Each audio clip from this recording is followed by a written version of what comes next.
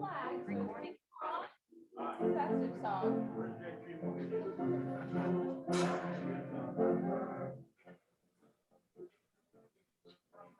Don't remember the words to it.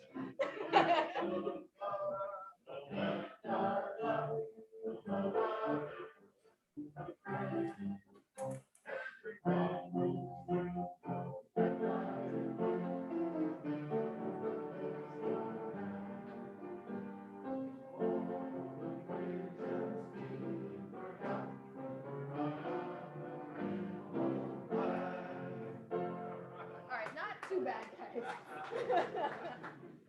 Bob Goller has this morning's invocation and moment of reflection. God of all creation, gathered today, honor you as part of our Rotary Mtg. Remind ourselves of your pivotal role in our lives. We ask for your blessings and your wisdom to guide us as we endeavor to accomplish our goals. Thank you for the opportunity you give us to serve humanity. May our actions produce results of peace. Amen. Thank you, Bob. Sal, you have a yes, and not even on Zoom land? Yeah, we do. Oh, okay. All right. So, Sharon Vecchio, President of Springfield, Montgomery County, Rotary just wants to. Excellent. Thanks, Wade. Good morning, Zoom visitors. Thank you, Wade. That's really fun to have a visiting Rotarian on Zoom. We should consider doing that as a club too. Going to some other club meetings on their virtual platform, showing support in that way to our district friends. I want to thank the people who stepped up this morning to cover the sign-in table and came in for their duties. Jim Palmquist, thank you for coming in and taking care of the table. And well, Sal helps always. Bill Erdman for doing the E-Ray table, and Doug Brinker for being the greeter with the most shining smile, getting everyone psyched for the meeting. Sergeant, you might want to consider checking out who's on the duty roster and maybe check hitting them up for fine. Yeah, we're on the same page. Yeah. A few reminders and announcements. How have we been doing with our raffle tickets for the golf outing? Has everyone gotten to see Rick or Mario or Don to pick up their raffle ticket? Yeah? Okay, make sure that if everyone even just purchased one or tried to sell one, we can really make a dent in our goal for selling all 400 of these tickets. It's a big deal and it's really a great support for this event. This is our biggest fundraiser of the year, so please, let's all do our part. Yes. Trying to buy a raffle ticket on the buy a raffle ticket, no sign up. Good to know. Thank you for letting us know. You either have to sign up for the golf tournament or something in the upper category in order to buy a raffle. Okay. Yeah. Thanks for mentioning that. For the poker run, I went through that same thinking and I created a sponsor only or donor only category. I think I'll talk to Mario, who's managing that event, and have him set it up that way. Yes, Jim. A little tangential, but I guess I should announce that Michael Parker became a member of our club yesterday. Yeah, I know. I was like, oh my God. I know. Beautiful. Oh my gosh. All right. You may have seen in the trumpet that August is membership month and new club building month. So if you haven't already gotten a little pack of business cards, this is a great way in the community to hand out information and contact information about Rotary and get people excited about joining you at a breakfast meeting. You know, our Rotary International president has kind of given the world a challenge of everyone bring one. So let's all try to bring a guest this year to Rotary. I mean, I met Diane at the store and now she's a member. So everyone, let's all just do our part so we can do more great things in the world. I want everyone to also keep in mind to save the date for the Shelter Box, Stock the Box fundraising event for our district. This is a really great opportunity to also make an impact in the world. For those of you who don't know about Shelter Box, you might be newer to the club. It's a great organization that Rotary helped found, and we help people who have been displaced from natural disasters and conflict around the the world by giving them shelter. And that is at the Steel Club on September 16th at 6 p.m. I went to it last year virtually. It was really cool.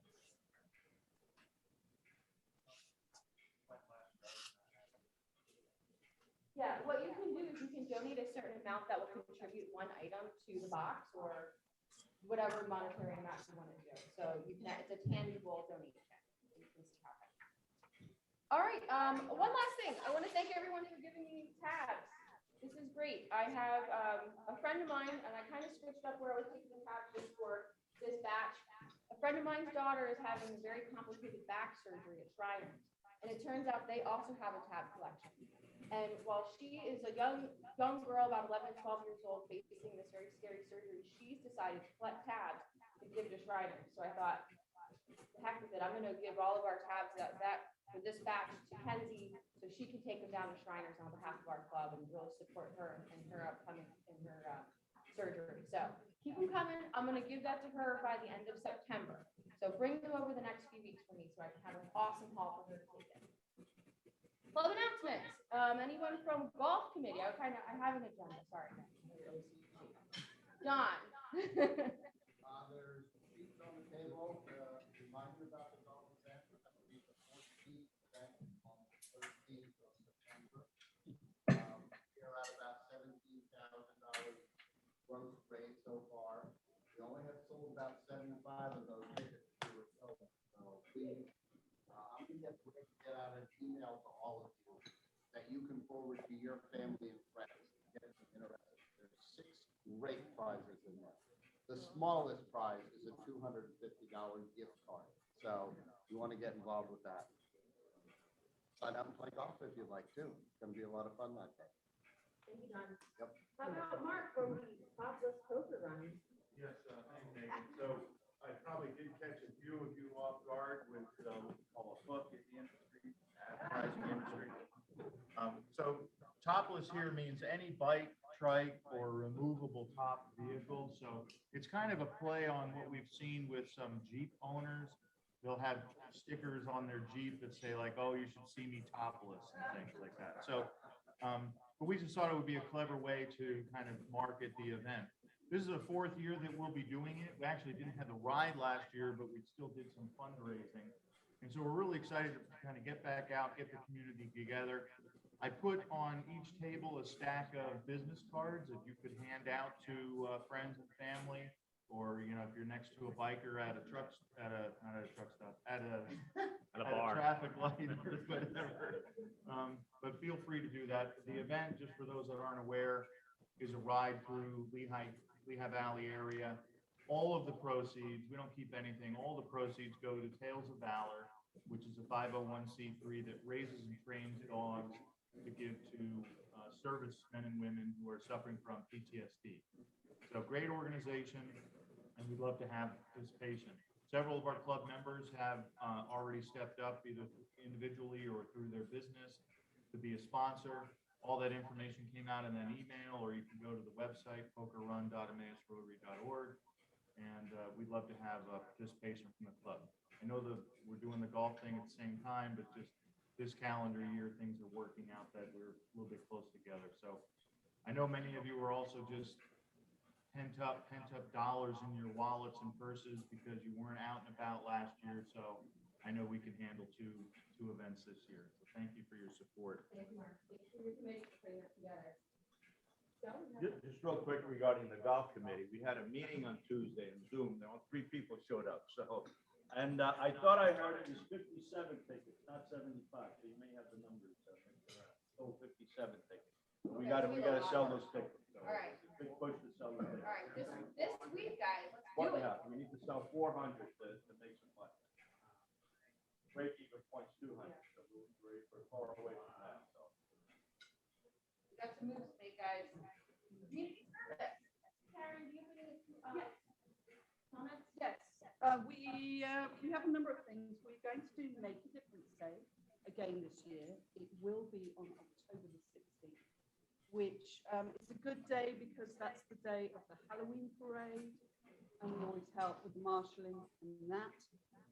So we're looking at doing possible meal planning. I will try and sort that out. And then Miracle League again is October the 27th. We're planning maybe something we did 2 years ago, I think. So if you read your trumpet, the Turning Point are looking for items for ladies, and we want full size if possible. There is a sign-up genius there. We're just collecting for 30 women. The date of our meeting where we're going to put that together is September the 16th. So between now and September the 16th, if you could go through the sign-up genius. If you do not want to do that, if you'd like to see me or Nicole, you can always give us some money, and we'd love to go out and buy things for the ladies. So that's about it. Okay. Yeah, that's the same concept as we pack bags for the downtown activity. So we'll get out there, we'll have a table set up, and we'll pack these kits for the more relief system. Eric, do you have anything to mention about the flag program? I do not, just because we're kind of in a lull right now. I mean, definitely if you have the door hangers, get them out there, talk to neighbors. Our next time up is Labor Day. There is a reduced fee. If someone goes online, all that they'll see is just sign up for Labor Day. I think now it's like $39 or $32 instead of the $49. But so we're ready, willing, and able to get all the flags we can get out. Thank you. Any other announcements? I know it seems like there's like a ton happening in a small amount of time, but this is what you guys will have put together. There's plenty of us. That's why we're looking for members too, right? Oh, yeah. Maybe we better go with your microphone. 6th, 7th of August. So it's coming up in the park. I think we also have people who are on the way. Okay. So I think we've got it covered. Okay. But that's when we make money for the club. Grilling breakfast.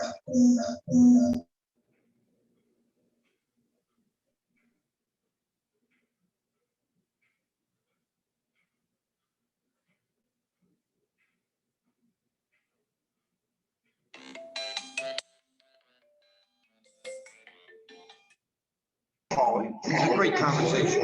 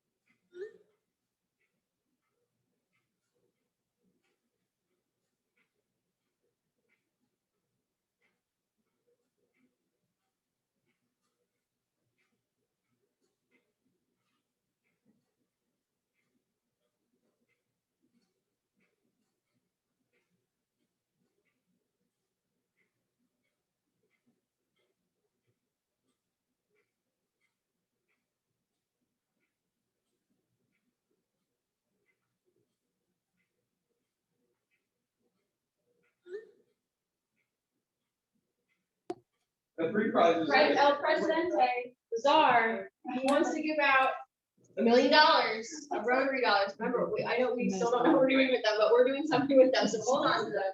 Have a fixing it up. Hold on to your Rotary dollars. 741. There you go. Now you can pick the last one. Because then I can't wait. 741. All right, last Second one. $1 million goes to. 734. Hey, good. Sergeant,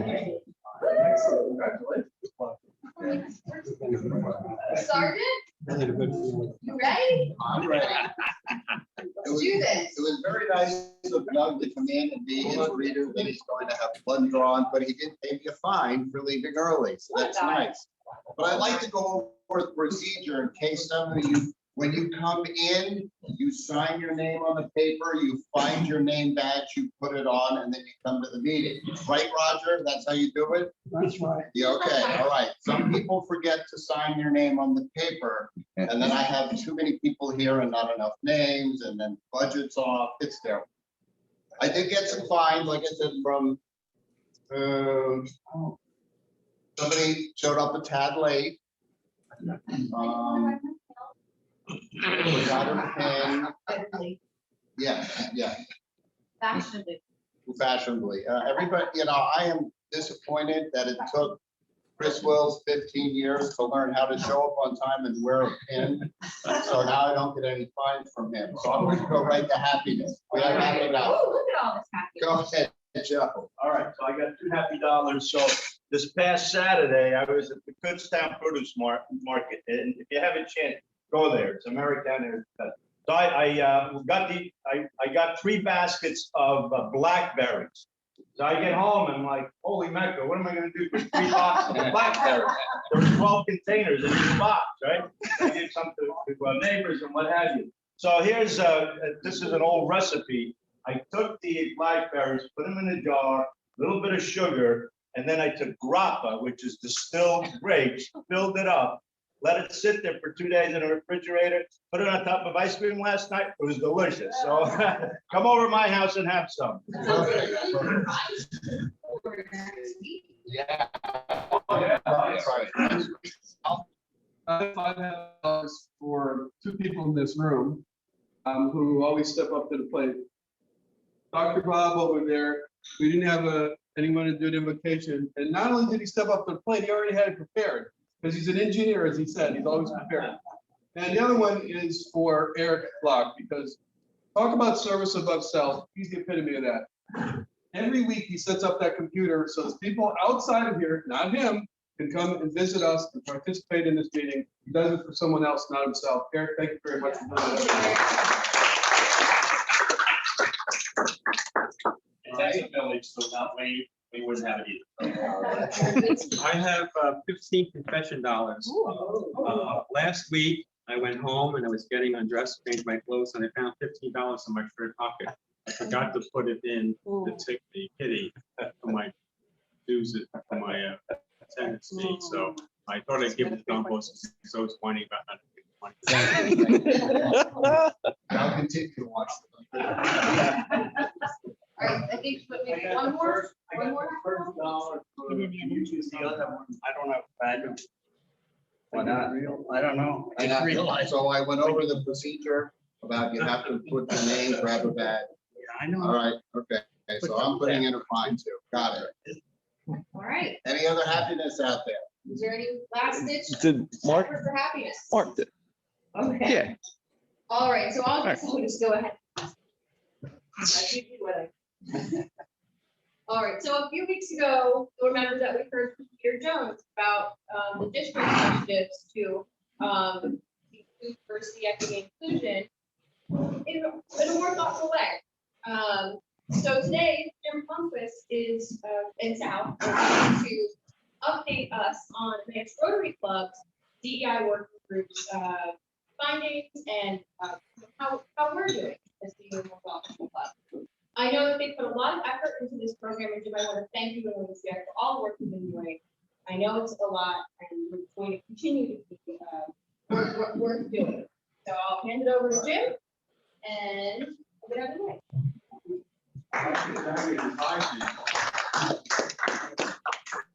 So the good news is Alicia is not able to go meeting, but I think she's on move today. And I thought I will give most of this talk, but he took vacation this week. Not because he doesn't like the subject, but he didn't plan very well. Let's see here, off we go. We have a fair amount of covered today. Again, this is a report of our diversity, equity, and inclusion working group project set up last November by Peter. We're going to go through what is the group, who's involved demographic report, a club survey, and some recommendations. If I have time for Q&A at the end. So what is the working group? We got started when we suspected our club membership does not reflect the communities we serve, and District 7430 and Rotary globally began to realize that we're having the same kinds of issues. And so who's in the working group? Well, I'm going to read off the names. Jeff Boyer, David Dunn. By the way, Jeff Boyer's on Zoom today. He's supposed to focus. He doesn't want to come out and visit us. So it's David Dunn, Mark Burrow, Rose Galliano Phillips, Mike Waddell, Sal Verastro, Nelly Capiro. It was co-chaired by Alicia Ruiz Orban and myself. We reviewed our results with Lexi Shellcross and Nathan Reed because they're a part of the leadership. They've also had a chance to look at the material. These people were picked to just get a cross section of age, gender, ethnicity, race in the club to help us get more insight. We don't consider it an exclusive club. If you've got issues you want to bring up, join us and we'll continue. I wanted to review a couple of things we have in the club that Megan alluded to a minute ago. You remember in March, Sal and Mike gave a presentation introducing diversity, equity, and inclusion. And Mike, one thing that Mike said is we have a good club, and some might say a great club at times. But very importantly, we want to make sure it is a welcoming club. He reminded us of the 1950s and 60s, where racism, bigotry, and intolerance were the norm, seen and heard almost daily on TV and radio and newspapers and in hiring practices. And it was an uncomfortable fit in the workplace for those that were not like me, told us. And times are changing in our membership and potential membership, so be more diverse. That same meeting, Sal brought some good comments. And he said these new realities aren't really changing. That we, to what we are, what we have been, but they are an evolving, adjustment of society to make work better for all. I mean, we're in a continuous cycle of change. From the very early days of American society, this continues that change. And then July 22nd, a few weeks ago, Rotarian Peter Jones from the Bluebell Rotary Club told us about global Rotary and International and the district work in parallel to create an organization that is open and inclusive, fair to all, builds goodwill, and benefits our communities. I want to review real quickly some of the things that Peter Jones told us. He told us that diversity in the Rotary is a very broad issue. It's not just race, gender, ethnicity. There's a whole bunch of categories up there. Thinking styles and experiences and sexual orientation and gender and race. There's a lot of pieces to diversity. But he also showed us this diversity iceberg. He pointed out that about 20% of diversity is visible, like gender, like race, like ethnicity to some extent. But there's a lot of pieces of diversity that are not visible, and they're hard to grapple around. But nonetheless, we're focusing on everything, but the things that are visible are more easy to work on. He also had a very interesting slide about equality and equity. And as a nation, we have really been interested in equality. I mean, that's been a major thing. I'm going to go up and read this slide because I don't have the book right in front of me. On the left here, it says equality. The assumption is that everyone benefits from the same support, and this is considered to be equal treatment. We're in favor of that. You've got it looks like a young girl or a woman in a wheelchair looking at a bicycle, which she can't ride.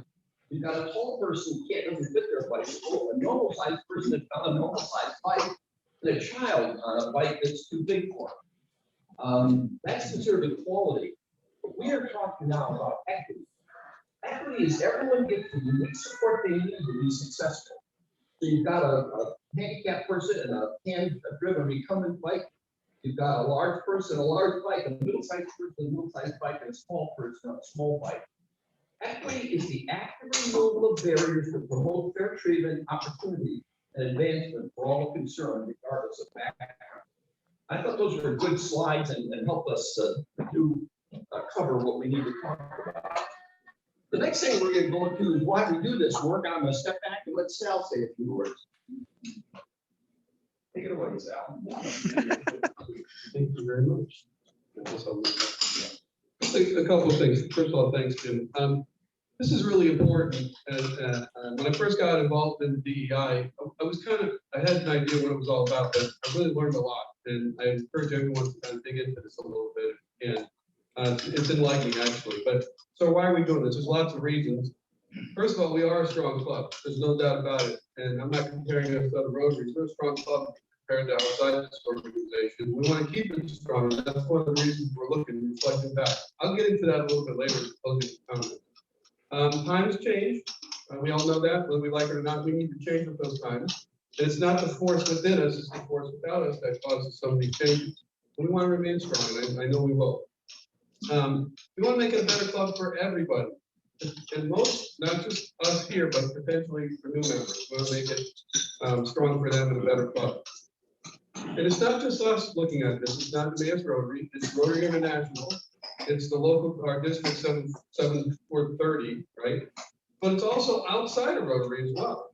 There's 5 organizations that I'm involved in. Some are profit, some are nonprofit. They're all doing the same thing to different degree. The school district got involved. I think I mentioned before. I was astonished. The school district is studying DEI. They switched the letters around about 6 months after we started. So just to keep that in mind. And we want to verify and make sure that we are welcome in the club. And I think that's the key thing to remember here. That's the bottom line. And Mike hit the nail on the head as Jim. We want to make sure we're welcome. Not that we're not. I'm not saying we're not. We're not saying we're not. We want to make sure that we are. That's really important. And again, I'll talk a little bit about that at the closing statement. But I was told the story. I had not heard this story. And I want to talk about the DEI part. Some people get hung up on the D, the diversity part, and they forget about the E and the I. And I want to say that those are equally important, no pun intended. So let me tell you a story that I was told, which I did not know about in Mayor's Rotary. We did not meet here at Brookside when we started, right? Everybody know that? Where did we meet? Why did we come here? Superior Restaurant. Why did we come here? Before that, we met at Pine Tree Tavern. Say it again? Before that, we met at Pine Tree Tavern. Okay, before the Pine Tree. But why did we switch from Superior to here? Food's not better. It's no offense. I'm just kidding. The steps. The steps, because somebody came to the meeting, I think it was the speaker, JP told me story, the speaker who was in a wheelchair and couldn't get down the steps. And the leadership at that time said, no, we're not doing this anymore. We need to find a place that we can handle wheelchairs. That's equity. Welcoming to everybody, even if they're disabled. Now, it's a little different, but that's exactly what the slide shows. So that's just an example. Don't forget, it's not just about diversity, although that's equally important as well. So I'll turn it back to Jim. Thanks, Sam. So there were several things. We had a lot of discussions since November. We met monthly, and we've come up with a couple of products. And I apologize, this probably isn't readable to the audience. We're going to send you all this material on email yet today. So if you want to deep drill this, I'll try and bring you through it here just so we talk about it. This is an analysis of our demographics and the club and the communities we live in. And David Dunn did the vast majority of the legwork to make this happen. And I'll clear what it is out, and I'll take this to gaps so we can take some off away from it. The first block is Mayor's Rotary Club situation. We're about 95% white, about 5% black or African American, about 1% Asian, 2% Hispanic. I apologize for those numbers because we have no idea what. Right? I use my best judgment and what I hear from people, and we could very well have errors in that. But that's in the ballpark of what we are. So basically 95% white. The second block here, David Dunn put together. And what he did is he took it, looked at all the communities that all our members live in, 11 communities that we live in. And he did the demographics for that. Then he went and did the demographics for the whole Lehigh County. And in terms of, we're 95% white. Lehigh communities we live in are 73% white, and Lehigh County is 77% white. We're 5% African American or black, and the communities we live in are a quarter black, and Lehigh County is 20% black. And Asian is small in numbers. Hispanic, we're about 2% Hispanic. And the communities we live in is a third Hispanic, and the Lehigh County is 28% Hispanic. Then, Mike, what else? We really ought to look at East Bend School District, sort of our nominal home base. And East Bend School District is 72% white, 9% black, 5% Asian, and 14% Hispanic. And so the takeaway from all these numbers, and you'll be able to see it in detail, is that we're probably 20% or so, 18 to 23% over in our white proportion. Not that we're not going to recruit white people, of course, but in terms of matching our community, we have too many white people. We're 5% black, and we should be another 4 to 19% black. In terms of Asian, we're what, 1% Asian, we should be 2 to 4% Asian. And Hispanic Latino, we're 2%, and we should be in the 12 to 32% range. The numbers don't really matter, and there's errors, there's assumptions built into this. But it says basically we should have more Black members and more Latino members, possibly more Asian members too. Rotary is, even in our whole district, it's very few Latino. We're really on a cutting edge issue to recruit more Latinos to Rotary. Again, I want to thank David Dunn for the great work he did to put all that together. The next thing was, you remember we did a survey? We did a survey, okay. Mark Earl ran this and did a great job, great technology and great wizard, creating questions and conducting it anonymously. It was anonymous. We had a 68% response rate. You know, it was 97% completed by white people. So in terms of, we might not be getting as much diversity in our survey responses as we'd like, but that's what it is. And again, you're going to get all this detail by email. If you want to dig into it, you're certainly welcome in and discuss it. There's a lot of positive responses. I would spend the whole meeting talking about how great people think the Rotary Club is, and for good reason to know that. Some of the concerning responses we're going to be looking at in the future, about a third of these people, of the 68 people, said that they believe we are not inclusive, or at least that's a question in their mind. Not inclusive, and therefore it's a question in their mind.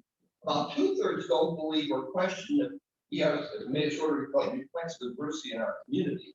They didn't see the demographic data, but people would say we do not reflect the diversity in our community. About a quarter of the respondents question that the Rotary Club is an equitable organization. What does that mean? We don't know what that means. That's something we're going to have to work on the next year to think about what that means. If it's something differently. And about 3/4 of the club think that cost of breakfast is or could be an impediment to better attendance and impediment to better increasing diversity in our club. So this gives us a lot of room for conversations and further study in the future. And I hope somebody will be more involved in that in the future. We're going to pass it back to Sal now for some recommendations. Or slide.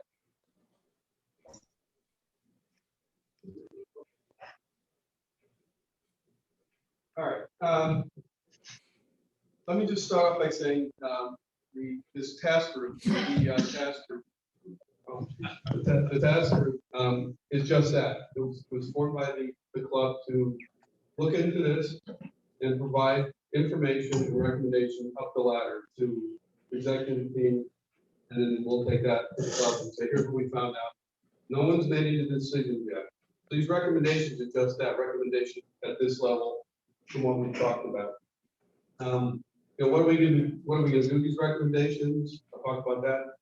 The basis of the recommendations, the overview recommendations, and we'll share the details with everyone. Okay. So and we're just going to go through a couple of them. The leadership team, the executive committee, incorporated the factors that we set out in the beginning and into the club activities with periodic review. Let me just run through a couple of these in no particular order that we have on the slide here. But we want to make sure we offer a club experience that is important to the people that we want to recruit. And you mentioned diversity. It's not we're going to go out. Let me grab some of my notes here. Okay. Now we're not going to go out and actively recruit people that in a particular category that we think we're missing. Potentially look at it down the line, but if we do have somebody in here of diversity, we should get them involved in an activity and make them feel inclusive. One of the things we talked about with and I think one of the slides that was up here before is that we can have people in here with diversity, but if we don't get them involved, they're not inclusive. So we have to kind of take the steps and be conscious of that. Being more welcoming is the bottom underlying element in all of these, by the way.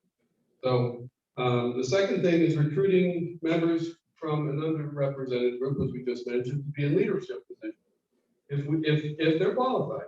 Again, I think the bottom line is somebody said, why should we go out and recruit somebody just for the sake of recruiting them because of their color of skin or their background or whatever? That's not it at all. They obviously have to be qualified. But we want to, if we do get them involved, and they want to be in a leadership position, we should support them equally. Item E on there is assessing the cost of the membership here. How it might discourage people from joining for whatever reason.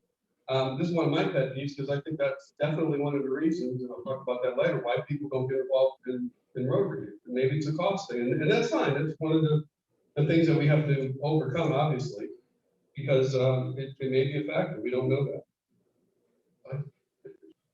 Okay. And then one of the items we've already discussed, to great length, by the way, is one of the leadership activities and actions that we've taken already to some extent. And I think we looked at it very closely. This involves considering alternatives to what we call the implication in potentially changing the name. That what does an invocation mean? We all know that Rotary is a secular organization. Are we offending people with prayer, or are we not? I think we addressed it to our level. Now, we talked about this in length. Rotary International is very clear about invocations and things of that nature. But we need to educate everyone what are the alternatives for prayer if we don't want to do prayer. I think we did a great job in the sense that you, as a member, if you choose to pray, great. If you choose not to pray, great. It's entirely up to you. And that's kind of a happy medium where we are right now. But the conversation will continue. If we want to change it back, we can do that as well. It's not my decision. It's not Mike's decision. It's not Jim's decision. It's our decision as a group. I want to make that very clear. No one's made any decision. We are testing the water, so to speak. All over the place here. I apologize. Let's see. If anything over here? Oh, did I flip the page? I did. Did I go back? I'm sorry. Okay. We're on top. Okay. Go back where you go. We got it? Oh, yeah. I agree with that. We're hoping to use the priori model, this model of our club used, our predatory membership model, to also drive diversity and retention of diverse members. One of the things we think we should do is have program content that exposes us to more diverse parts of the community. Get guest speakers in diverse parts of the community so they can see us. And of course, there's a lot of impacts here. I mean, certainly the program chair, the community service committee, public image, people might be involved in this. The fellowship committee, they can do fellowship events in more diverse communities, and maybe even social media. And we also think that club activities that engage our diverse members, engage our diverse membership will create better understanding across the club based on the idea that new connections create empathy. So as we get more diverse members in and have exposure to them, we think that will help build this inclusive society that our club wants to be. So in terms of sort of wrapping up here, we'll get Q&A in a minute with Mike. I thought I'd tell you a little story. It's a story you all know. And it's about Amadou Diop. How many remember Amadou Diop, a member of our club? He left club. He's a member of our club, and he's a Muslim. He's from Senegal. And he has a PhD in agricultural science from Russia. Not from the US, but from Russia. Because Senegal, doesn't have the infrastructure that we have for farming. And if he went to Senegal and says, oh, you need to use bigger tractors and better equipment and fertilizer, he wouldn't be successful at all. The Russians teach a non-technical, non-industrial, non-chemical type of agriculture. He worked at Rodale for a few years and some research work, and finally went back to Senegal for his career bio. I got an email from him last week, and he's doing well. He visits the club rarely. When he gets back, he's got family members, and he does come back to visit us. But I call him Hajj Amadou. A lot of people don't realize that. But he's a devout Muslim, and he's done the Hajj, pilgrimage to the Kaaba, the house of God, in the sacred city of Mecca in Saudi Arabia. And this is a demand of his faith. I know of quite a few Muslim people. I think for a person that lives in a non-diverse community, maybe like the Manchester Rotary Club, Amadou might be sort of a challenge. He often wore Muslim clothing and a hat and white gowns and stuff. And you can see how Amadou might have trouble with us. I mean, he lives in a Western culture, lived at least when he lived in the US. But I'm sure he struggled to some extent with us. us. But to thrive, and be more successful, be most successful, we need to be sure people with different psychology feel welcome and are respected. And I want to say to you, many of you know this. This is a fine man. He was fun. He was personable. He loved life. He was just a great addition to the club. I wish we had more opportunity to get him more engaged in the club. And so I shared these words with him. I got his permission to say it. So I'm just saying it's sort of obvious. But when a person of difference comes here, let's not make judgment. Let's engage them and find out about them, because there's a lot that they can offer. I think they can offer to us. So I think that is what I wanted to say here. And Sal's going to do some closing thoughts, and we'll be running. We're pretty close, thank you. I have to say that one of the best programs we had here was the mom who came in and talked about a transgender child. That was fascinating. And that's just a part of understanding something that's hard to understand. And we don't generally get involved in things like that. To me, that was very educational. I think that part of DEI is just educational. It's got to understand things. And if you meet more diverse people, you'll start to understand where they come from. Or you may not agree with it, that's fine. As I mentioned before, this has been an eye-opening experience for me personally. I want to leave you with a couple thoughts before we open the questions. I heard people say, and not necessarily in this room, but why should we change anything? Again, I mentioned to you months ago, I don't think this changes, this is evolution, this is what we're evolving. And they say, why should we change anything? We're fine just the way we are. And if it's not broke, why fix it? Well, I think that's incorrect thinking, even if it's not broke. So an example I can give you is the way I look at this is, I'm sure many people here, when they drive in your cars, use Waze, right? Why do you use Waze? Fast. Say again? Fastest. It's the fastest way to get there, but why else? Notice where the cops are. Bingo. That's right. You're gonna avoid delays and tickets, right? You're looking in front of you, electronically, of course, to avoid issues. That's what we're doing with this. We're looking ahead. We're looking for the warning signs outside of the club. What are the issues that we're gonna, as a club, to stay strong and to get stronger? We want to Waze reroute you while we're trying to do that. Let's see what the problems are. We're looking forward. DEI is we're addressing the warning signal. There are. Maybe there's nothing. We don't have to worry about it, because I think as Rotarians, we practice DEI every day, to be honest with you. I think we do a great job. That's all we're doing is looking for warning signs. The other thing I want to think about, thought long and hard about this is, why did you ever ask yourself, why isn't everyone a Rotarian? Why doesn't everybody want to be a member of this club? Why? Well, there's lots of answers. First, why don't people join? We have trouble, not trouble, we have issues getting members here. Is it time? Is it money? I don't know. Maybe that's an issue. But I've asked myself, why don't we get more members? If we can eliminate the time and the money portion, why don't we have 300 members? Compete with Kiwanis, that we compete with Alliance. But I think we need to find out the reason why people don't join on a regular basis. That's what we're doing here. And maybe there's a group out there who would like to join, but they can't, or they don't want, for whatever reason. That's why we're here, in my mind. So, any questions? Okay, we'll go Joe first. I take issue with me being grouped in the white category. Okay? I'm a first generation immigrant into the United States, supposed to be in 5th grade. They put me back in 3rd grade. Imagine losing 2 years of your life. Okay? And if the person has a life. So I take issue with it. You're white. I got this white person. I was given a bicycle, a standard size bicycle. Me and my family, we took that to make the best of it. Okay? And we are where we are today, and I'm here as a Rotary member because of that. Okay? And I think everybody has that same opportunity. You can't just say, we're going to do this, we're going to do that. People have to grab opportunities. That's been my issue. Now, I've also been on the other side of the coin where not only was I discriminated as a first generation immigrant, I was discriminated to provide more diversity to other folks, even though I had more skills, more education, more all of that. So, I'm kind of in a tough situation between a rock and a hard place. But I get upset when I'm categorized as this white person, white privileged guy. If I have any privilege, it's because of all the work I've done.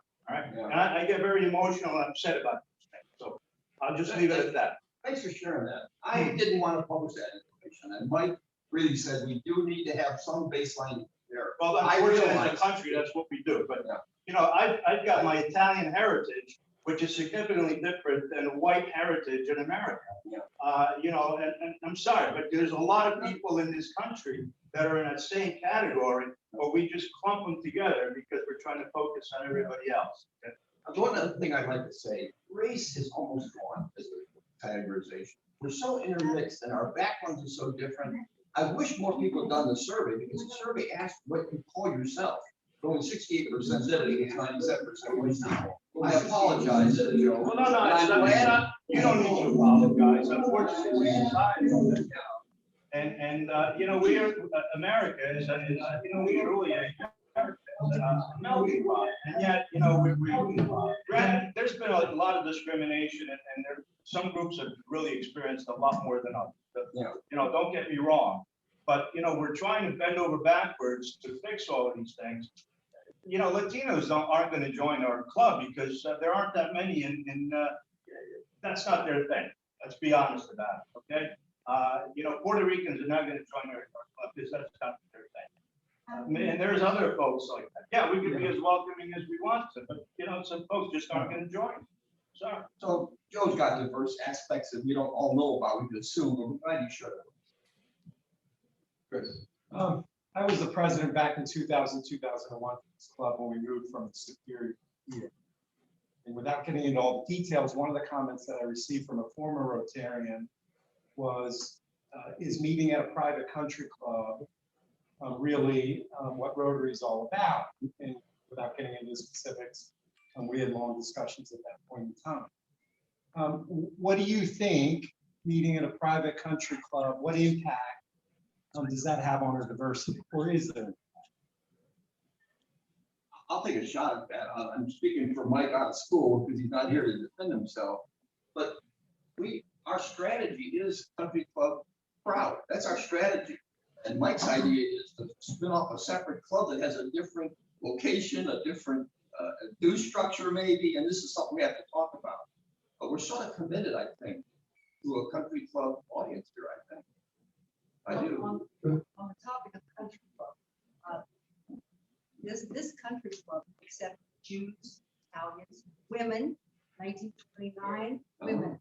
So as far as the country club goes, this has been a more inclusive club than most, and our population right now is an amazing diversity. Wait for it. And the other thing on Joe's coattails, women were discriminated against more than men of any color. In fact, you know, friends of mine walked out of Rotary when women were inducted.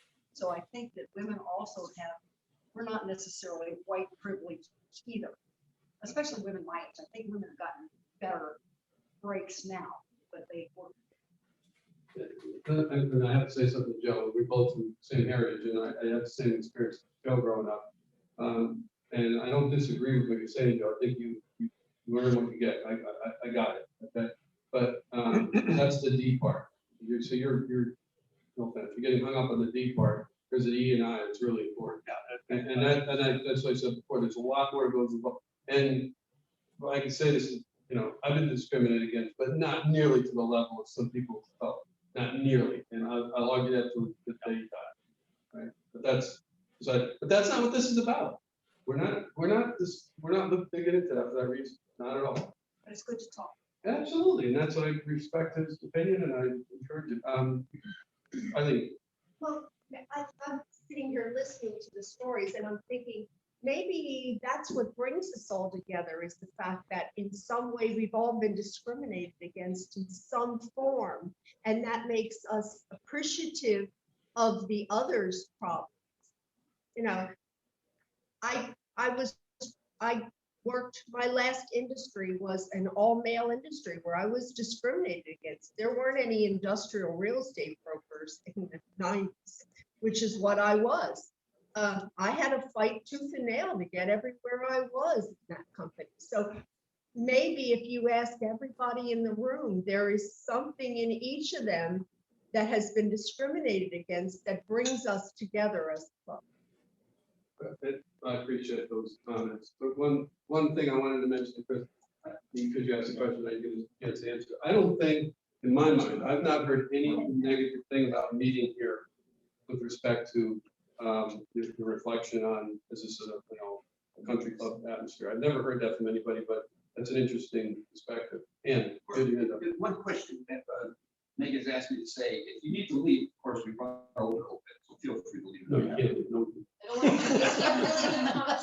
It's important to move past this, so I don't want to stop it, but I know we have jobs. Before Andy says anything, the recommendations are going to be studied for 6 months, and in February, the board's going to have a meeting. So you're welcome to come to any board meeting. In particular, we'll let you know when that board meeting is. We're going to have a full discussion. I did forget to say that. I'm sorry. Mike said the date. Yeah. What are we and other clubs doing inclusion of young people? Great question. That I can only say that the part of the issue is the younger, and this is one of my, I don't want to say pet peeve, but I'm concerned about this. The younger people can't afford, it costs money to be here. And you'd be surprised, start adding things up when you buy raffle tickets and you go golf and you pay $220 and Don charges you $10 every week. I'm joking. It costs a lot of money to be here. It's young people, and I've had a couple people say, I want to know when I join a club, it's great, and then they look at the price tag and I can't afford that. So that's it. Now, should we reduce it to zero? Should we subsidize them? I don't know. That's going to be up to us. How are we going to, if that's a goal, how are we going to do it? Let me, I'm getting off track here, but I've had this argument with DEI people. I'm using, Joe brought up Puerto Rican, okay? If we want to get more people Spanish into this community, into our club, it's going to be difficult because there's a small pool of people we're talking about to try to get them in here. And can they afford it? They're a poor community. We're never going to get a cross section. I mean, with the stats that are on the screen, we're never going to get that until we change something. And maybe we don't have to, and I'm not saying we should. So just regarding the money issue, I mean, the reason why we raise money is to help everybody else. I mean, we're doing projects in all parts of the world where there's folks that are diverse and then, but so if we eliminate that, then, then we're not doing what we can in terms of. I'm not suggesting we eliminate. It's how do you balance all of that? She asked the question. I think that's one of the issues with young people. Roger, you had your hand up. I'm sorry. Yeah, I think spinning off another club is not the way to go. We need to address the issues you've raised right here. Mark tried that with an off-site club to meet at what was it, restaurant? Second Street Tavern. For some younger people that couldn't come in the morning, and there was some activity, but not a whole lot. We'll do some research because we're not dealing with half the issue, obviously. And I don't mean just Rotary, it's other clubs. Right.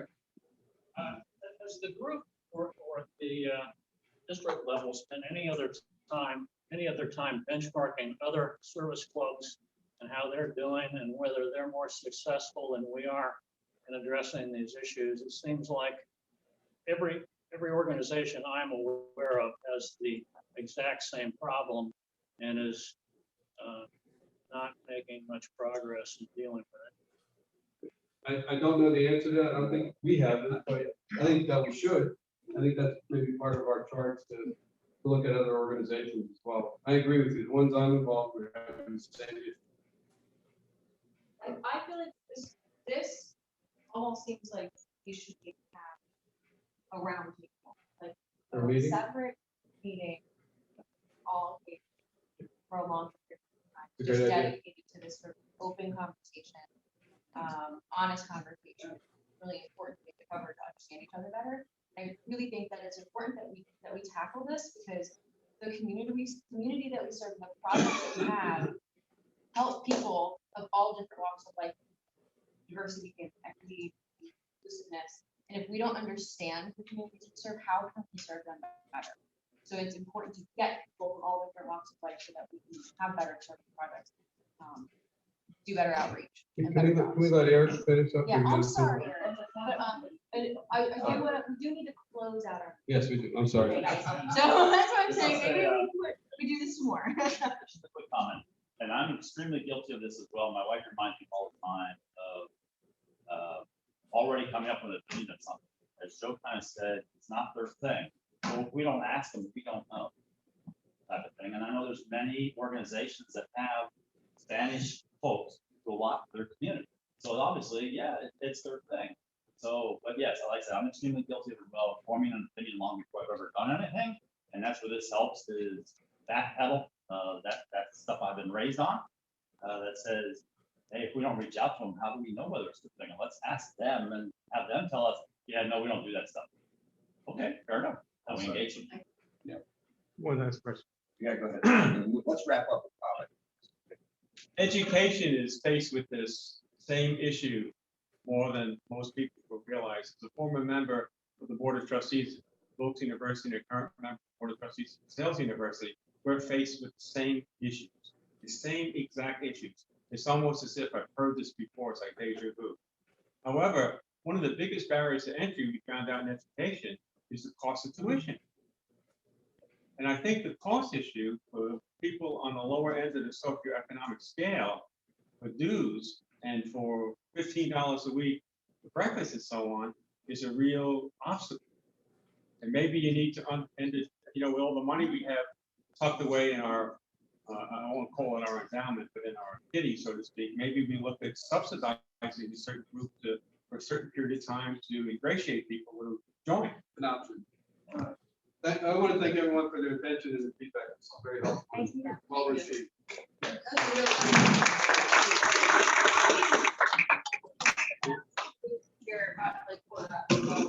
you. So to close out our meeting, I think it would be fitting to do the four-way test. So the four-way test are the things we think, say, or do first. Is it the truth? Second. Is it fair to all concerned? Third. Will it build goodwill and better friendship? Fourth. Will it be beneficial to all concerned?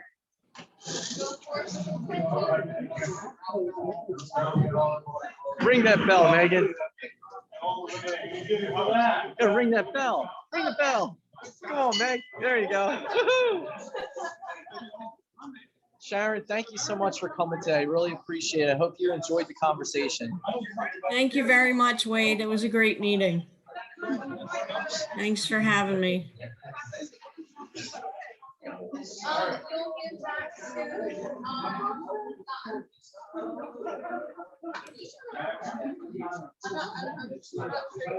for the golf? Yeah, she wants